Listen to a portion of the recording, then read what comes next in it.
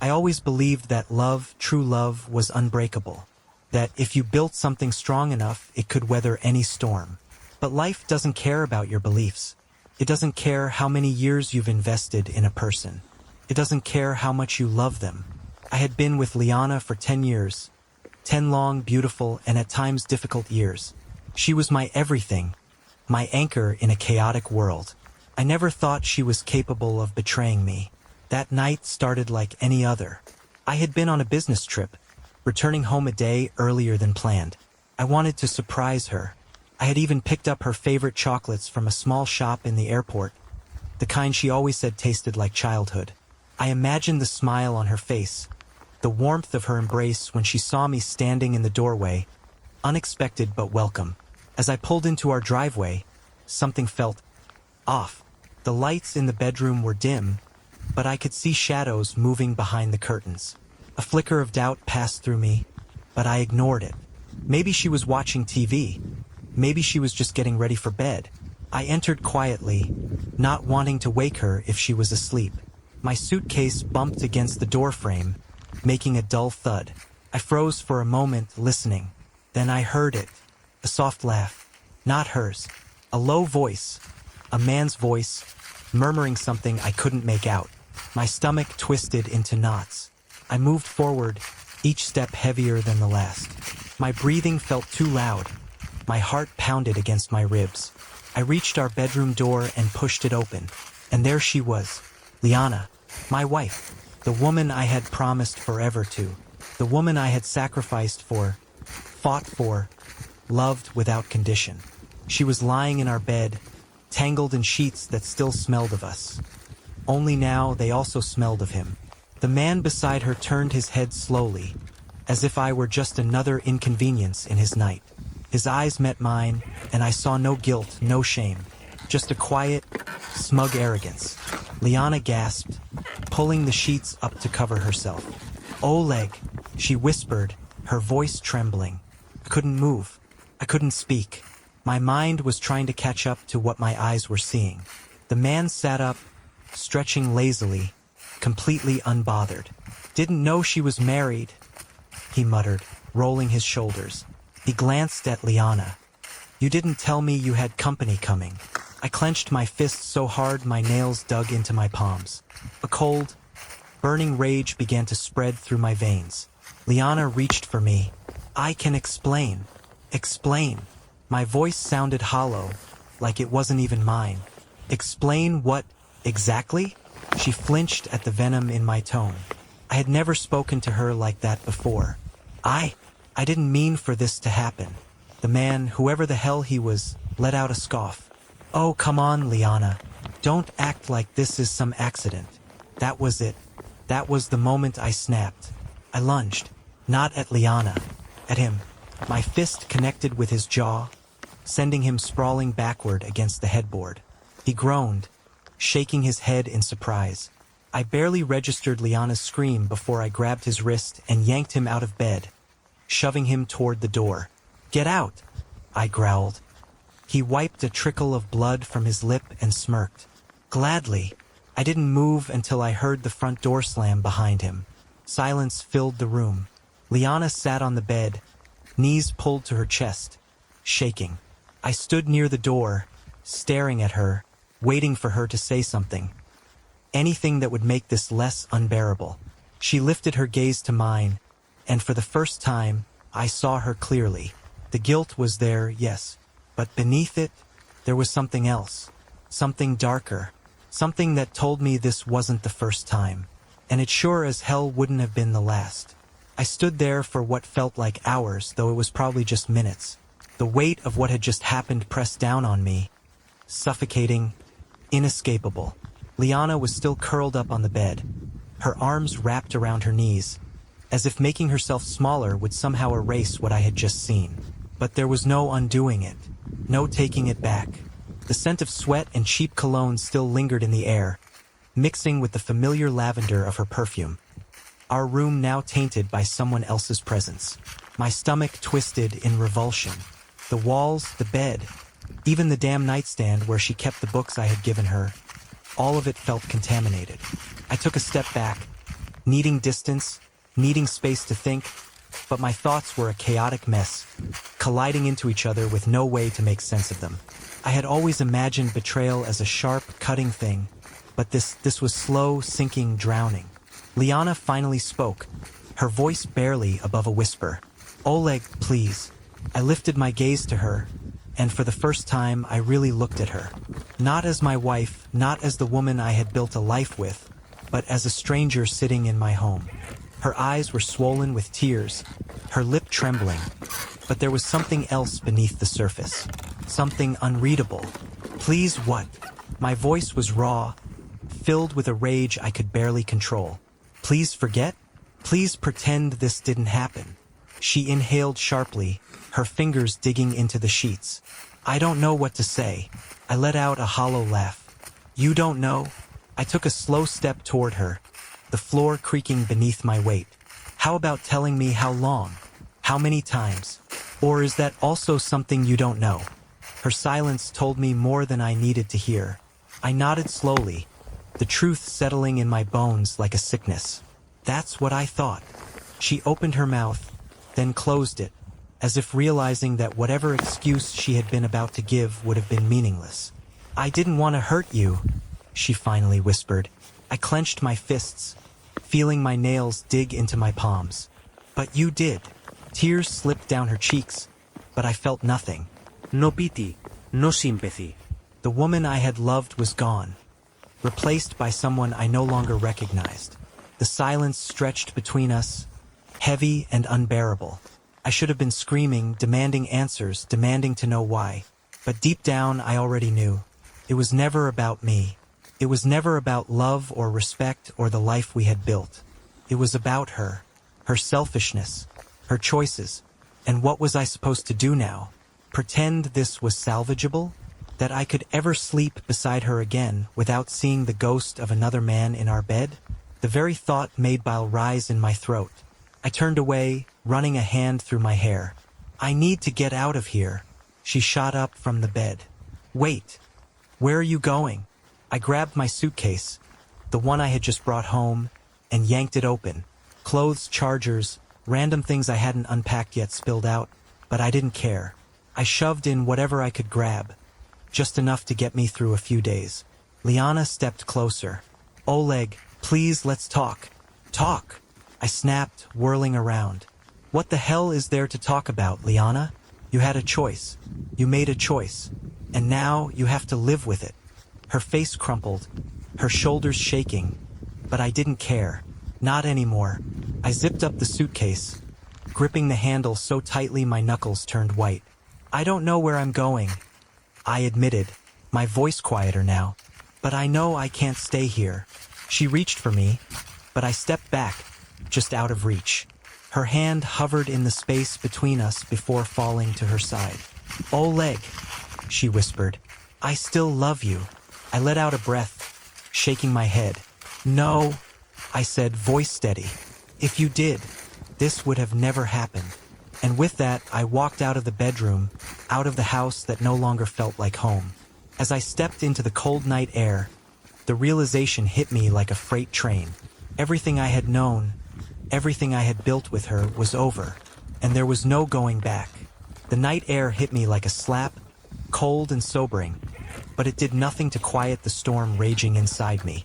I gripped the handle of my suitcase as I walked down the driveway, my footsteps heavy against the pavement. The world outside felt too quiet, too indifferent to the chaos unraveling inside my head. I didn't know where I was going. My parents lived a few hours away, and I wasn't about to show up at their doorstep at midnight, broken and furious. A hotel? The thought of lying in a strange bed, staring at the ceiling, tormented by images of Liana with him. It made my stomach turn. My phone buzzed in my pocket. I knew it was her before I even looked. "Liana, Oleg, please come back. We need to talk." I scoffed, my grip tightening around the phone. Talk? Now she wanted to talk? Where was this desperation when she was making the choice to betray me? Where was this urgency when she was tangled in someone else's arms? The phone vibrated again. "Liana, I can explain. I just need you to listen to me." I forced myself to take a slow breath, my fingers hovering over the keyboard. I could have sent 100 different responses. Why? How long? Did you ever really love me? But I didn't type any of them. Instead, I locked the screen and shoved the phone into my pocket. I wasn't ready to hear her voice. Not now. Not ever. I got into my car and just drove. The streetlights flickered past in a blur, and I barely registered where I was going. My mind was stuck in the past, playing through every moment I had spent with Liana, every late-night conversation, every promise, every touch. Had it all been a lie? Or worse, had I been blind to the truth all along? I pulled into an empty parking lot outside a convenience store, my hands still gripping the steering wheel. The silence inside the car was suffocating. My wedding ring felt like it was burning my skin. I yanked it off and stared at it. The simple silver band that had once meant everything now felt like a cruel joke. How many times had she taken hers off before being with him? How many times had she come home, kissed me, told me she loved me, all while carrying the weight of her betrayal? A sharp knock on the driver's side window made me flinch. My head snapped up, my pulse still thrumming in my ears. A man in a security uniform peered inside, his brow furrowed. "You good, buddy?" I blinked, realizing how I must have looked. Sitting alone in a dark parking lot, gripping a wedding ring like it was a lifeline. "Yeah," I said, my voice rough. "Just thinking." The guard gave me a skeptical look but nodded. "Just checking. It's late." I nodded back, forcing a tight smile. "I'll be out of here soon." He walked away, and I let out a shaky breath. I needed somewhere to go. There was only one person who came to mind. 15 minutes later, I was standing in front of Daniel's apartment door. Daniel had been my best friend since college, the kind of guy who would drop everything if you needed him. We had been through it all together. Bad breakups, lost jobs, drunken nights of regret. If there was anyone I could turn to, it was him. I knocked twice, stepping back. A few seconds later, the door swung open, and Daniel stood there, shirtless, blinking sleep from his eyes. "Oleg." His voice was thick with grogginess, but the confusion in his expression quickly shifted to concern. Shit, man. "What's wrong?" I didn't trust myself to speak.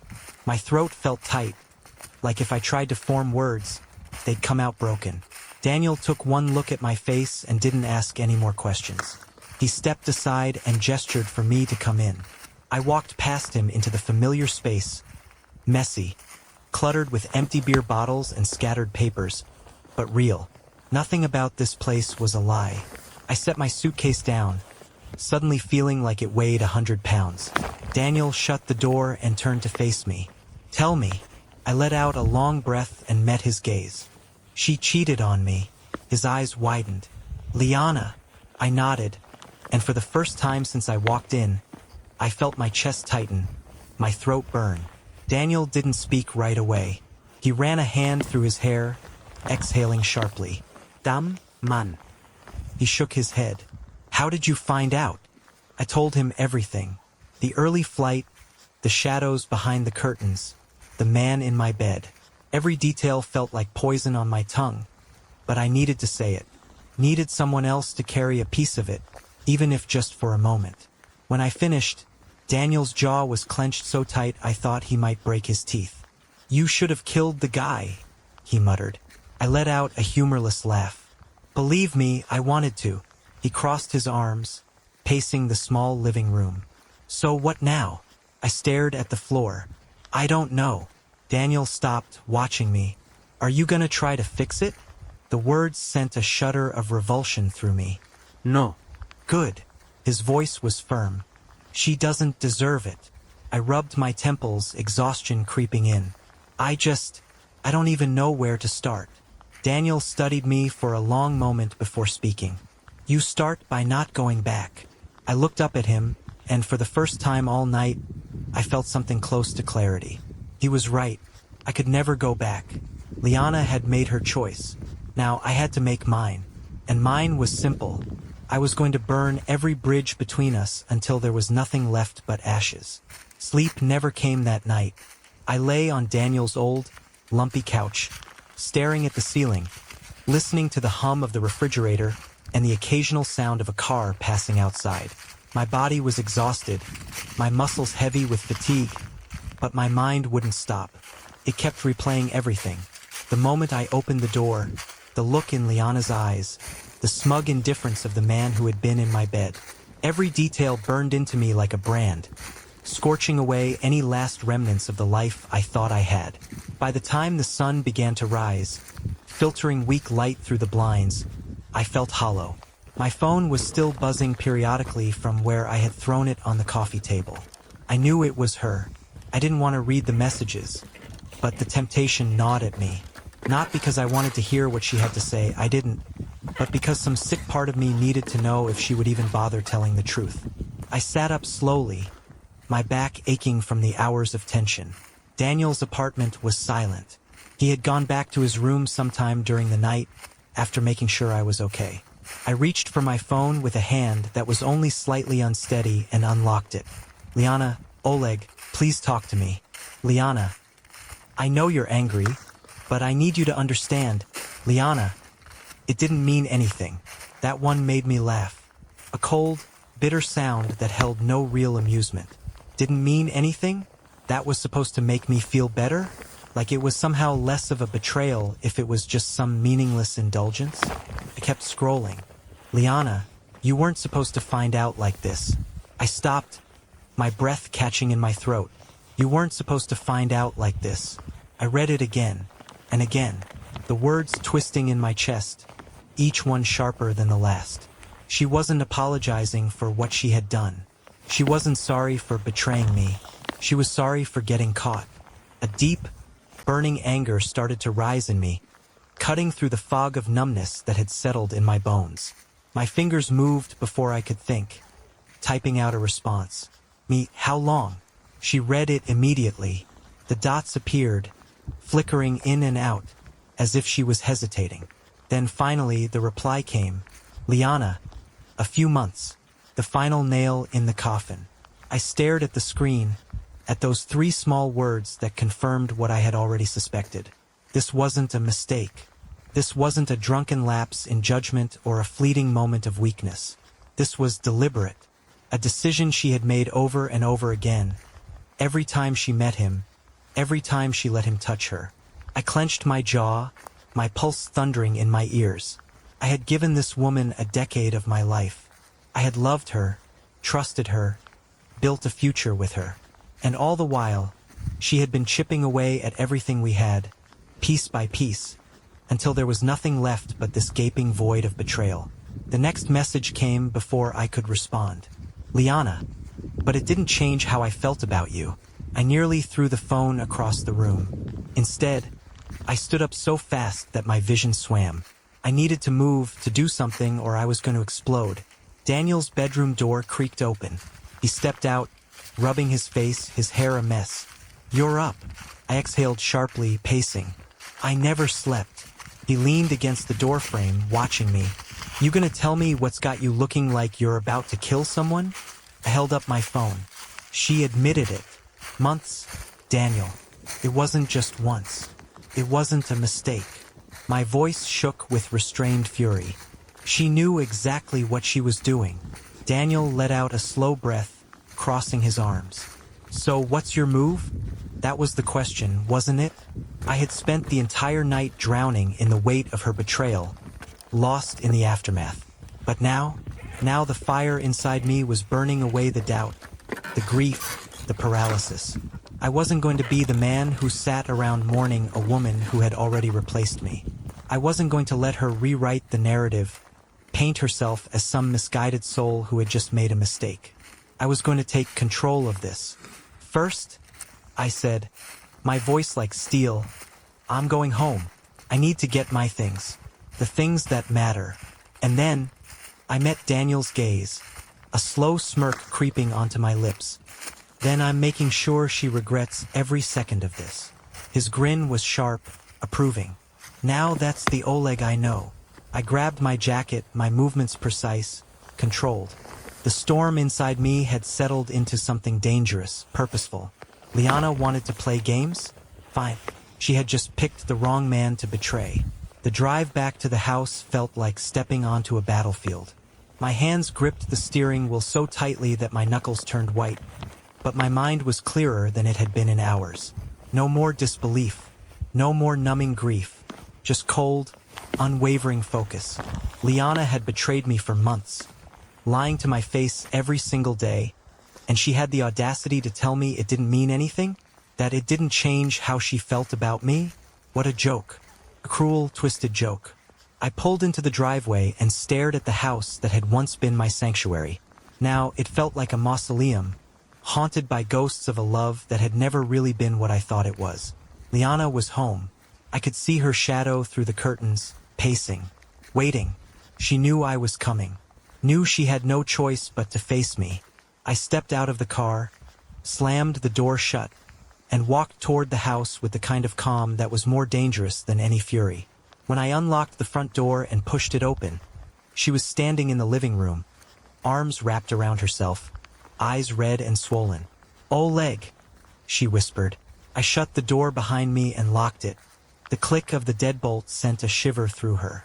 "Good. You need to leave," I said, my voice emotionless. Her lips parted in shock. "What?"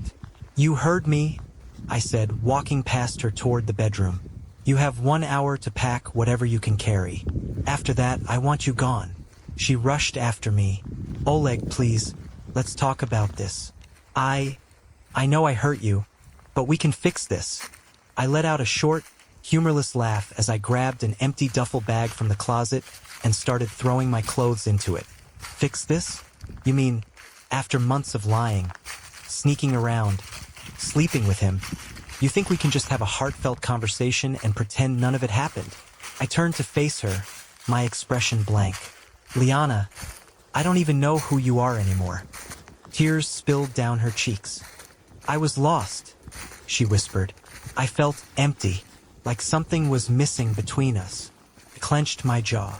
"So instead of talking to me, instead of trying, you spread your legs for some random asshole? That's your excuse." She flinched at my words, but I didn't care. I wasn't here to make her feel better. "It wasn't like that," she tried to insist. "It was a mistake. Stop saying that." I roared, my patience snapping. "A mistake is something that happens once. Once, Liana. Not over and over again for months. You didn't trip and fall onto his dick." She sobbed, covering her mouth with her hand, but I just shook my head and turned back to packing. "I don't understand," she said after a moment. "Why are you leaving? This is our home." I zipped the bag shut and looked her dead in the eyes. "Not anymore." She took a shaky step toward me. "Oleg, I don't want to lose you." I exhaled slowly, trying to rein in the anger that still pulsed through me like a slow-burning fire. "You already did." The finality in my voice seemed to hit her like a slap. She broke down completely, sinking to the floor, shaking with sobs. I walked past her without another word. As I reached the door, I paused, looking over my shoulder one last time. "You made your choice, Liana. Now you get to live with it." And with that, I walked out of the house and didn't look back. I didn't stop driving until I was miles away from that house, from her, from everything we had built together. The rage inside me hadn't faded. It had just settled, turning into something sharper, something colder. I had given Liana a chance to come clean, to explain herself, and all she had given me were weak excuses and crocodile tears. She had begged me to stay, to fix things. But how do you fix something that was shattered beyond recognition? I pulled into a gas station on the outskirts of the city, gripping the wheel so hard my fingers ached. My pulse still thundered in my ears, and I needed a second to breathe, to ground myself. My phone buzzed again. I already knew who it was. "Liana, Oleg, please don't do this. We can figure this out together." "Liana, I don't want to lose you. Liana, I love you." My stomach twisted with something I refused to call grief. I should have blocked her, should have deleted her number, wiped every trace of her from my life. But some sick, masochistic part of me needed to see the desperation, needed to know that she was finally feeling a fraction of the pain she had inflicted on me. I let out a slow breath, staring at the glowing screen. Then I typed out a response. Me, you lost me the second you let him touch you. I hit send and turned off my phone. I didn't want to hear from her again. I stepped out of the car, the cool night air doing little to calm the fire in my veins. The gas station was mostly empty, save for a few truckers and a bored-looking cashier inside. I went in, grabbing a bottle of water, barely registering anything around me. As I approached the counter, a familiar voice stopped me in my tracks. Long night. I turned my head. A woman stood near the coffee machines, stirring sugar into her cup. She had sharp eyes, dark hair pulled into a loose ponytail, and a look that said she had seen her fair share of sleepless nights. I blinked, recognizing her after a moment. Onyo, Daniel's younger sister. What are you doing here? I asked, my voice rough. She shrugged. Same as you, I guess. Avoiding home. Her gaze flickered over my face, assessing. You look like shit. I let out a dry chuckle. Thanks. She walked over, leaning against the counter as I paid for my water. So, are you going to tell me what happened? Or do I have to guess? I considered lying, saying it was nothing, but what was the point? Anya wasn't one for bullshit. Liana cheated on me, I said flatly. Her expression didn't change. She just took a sip of her coffee, then exhaled slowly. Damn. Yeah. With who? Some asshole. I clenched my jaw. It doesn't matter. Anya studied me for a long moment, then nodded toward the door. Come on, let's sit outside. You look like you need to hit something, and I'd rather not have you punch a hole in the gas station wall. I hesitated, then followed her out to the curb. The silence between us was oddly comfortable. Anya had always been like that, blunt, straightforward, never one to dance around uncomfortable truths. You gonna divorce her? She asked after a while. I nodded. Already contacted a lawyer. Good. She took another sip of coffee. She deserves worse. Ich glänzte her. You don't even know the full story. She smirked. I don't need to. I know you. And I know that if she did something bad enough to break you like this, then she doesn't deserve you. Something in my chest tightened at her words.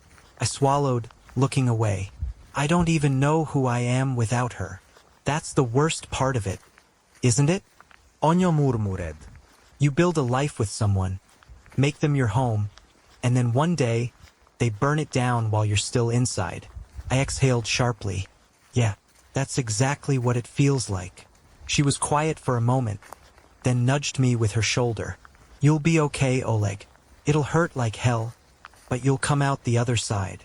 I wanted to believe that. I needed to believe that. But at that moment, all I could feel was the weight of the war I had just begun. The days after I left Liana felt like stepping through a fog, thick, suffocating, endless. I had moved into a temporary apartment, one of those cold, impersonal places that looked more like a showroom than a home. A mattress on the floor, a half-unpacked duffel bag, and an empty fridge. That was my life now. And yet, it was better than staying in that house. Better than sleeping in the same bed where she had been with him. Liana had tried calling every day. At first, I ignored it, but she didn't stop. Then came the emails, the voicemails, the messages from numbers I didn't recognize. She was relentless, like a ghost that refused to be exorcised. I finally caved and listened to one of the voicemails. Oleg, please, I know I messed up. I know I don't deserve your forgiveness, but I love you. We can fix this. Please don't throw everything away. You're my husband. We promised forever.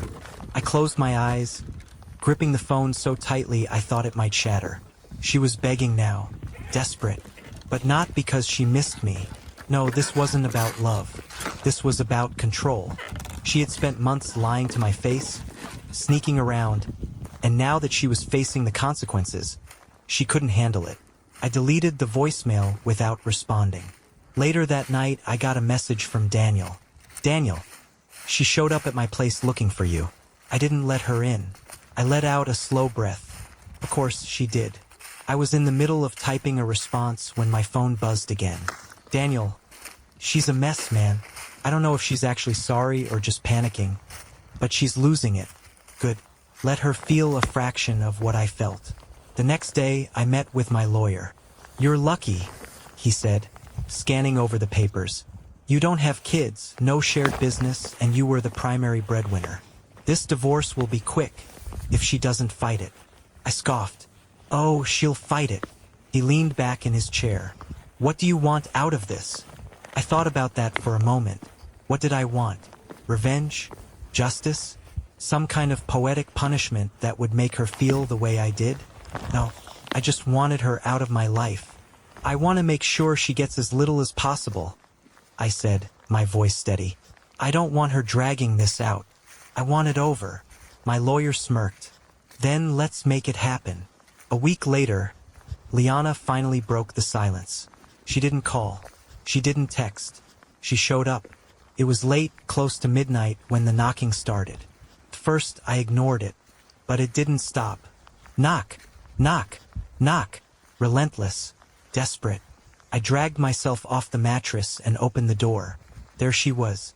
Her eyes were red, her hair disheveled, her face pale in the dim hallway light.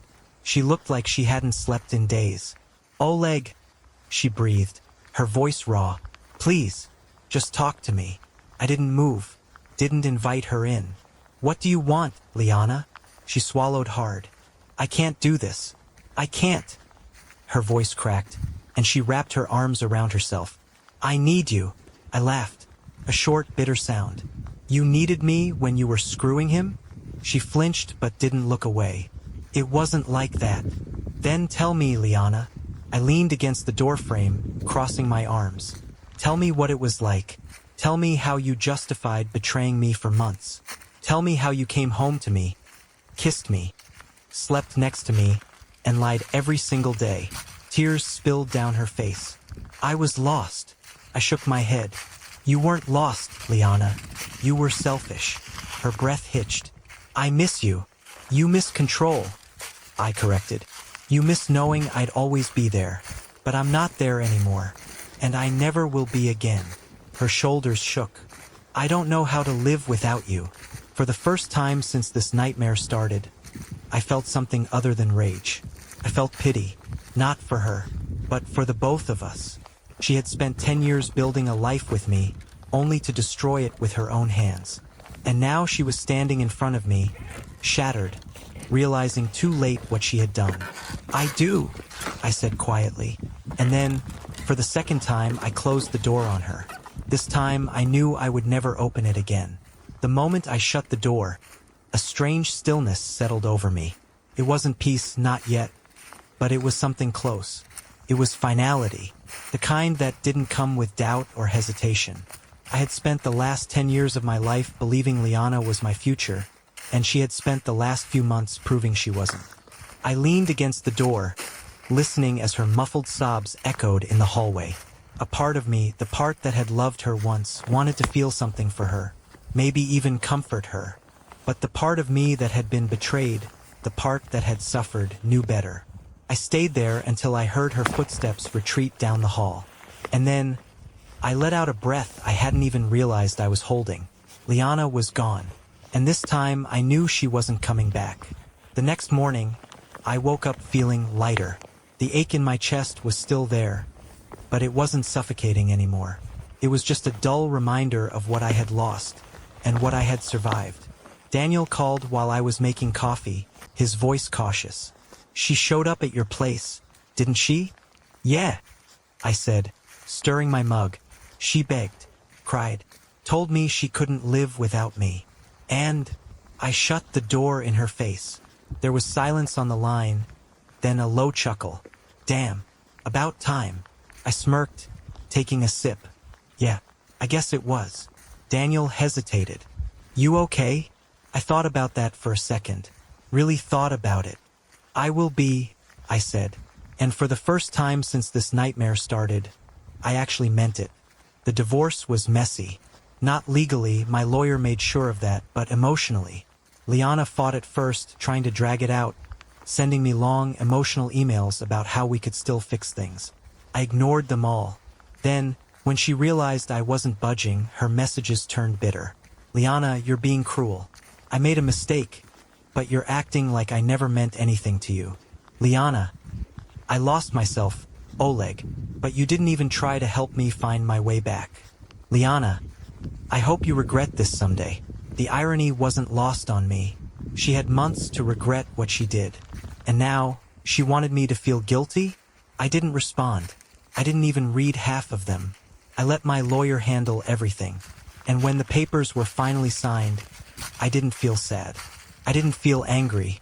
I just felt free. Months passed. Slowly, the wounds stopped bleeding. The scars remained, of course. They always would. But I wasn't the same man I was when this all started. I had learned to be alone, to enjoy the silence. And then one night, as I was sitting on my balcony with a drink in hand, watching the city lights flicker in the distance, I got a text from an unknown number. Unknown. So, have you finally stopped looking like you want to kill someone? I frowned, then smirked as realization hit. Me, Anya. Took you long enough to check in. Anya, well, I figured I'd give you time to heal before asking if you were ready to actually start living again. I hesitated, then typed back. Me, what did you have in mind? A pause. Then, Anya, drinks. and maybe a conversation that isn't about your ex. I stared at the screen for a moment, and then, for the first time in what felt like forever, I smiled. Maybe it was time to start moving forward. Maybe it was time to finally live. The end.